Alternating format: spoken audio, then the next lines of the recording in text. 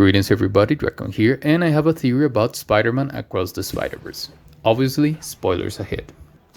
Now, one of the main plots of the movie is how Miguel is against stopping canon events, since they seem to potentially erase universes, and because when he tried to stop one that involved an alternate version of himself, he ended up causing that universe to collapse and disappear.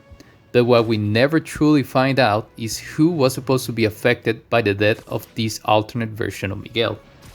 Now, I don't remember if we ever saw the wife of that version of Miguel, so I can't say for certain if maybe it was her that was supposed to be affected by this canon event, but what we do know, and the movie increasingly focuses on, is his alternate daughter.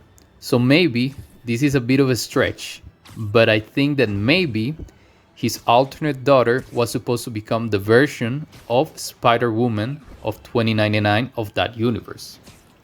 As we know, most Spider people become heroes after the untimely death of a paternal figure, like it was with Ben for Peter or Aaron for Miles. So based on this premise, we can assume that since that version of Miguel died and he had a daughter, that maybe it was his daughter that was supposed to be the Spider from that universe.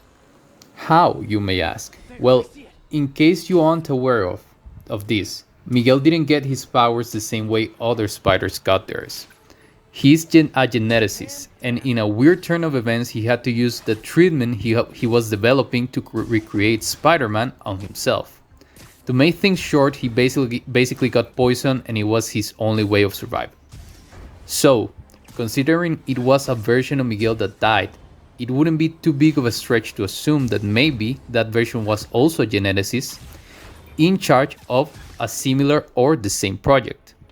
And maybe if his daughter would have watched him die, or watch his dead body or whatever, maybe she would have tried to follow in his footsteps and eventually become the Spider-Woman of 2099.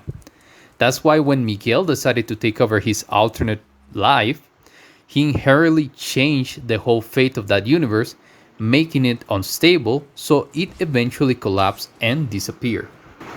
This will ultimately fit well with the canon events and how they are presented to us in the movie, and also shed some light on why Miguel is so apprehensive about the disruption of canon events as a whole. That is, if canon events work this way. But if you want to know more about my thoughts on the subject, check out my previous video titled Who is Right? Spider-Man Across the Spider-Verse.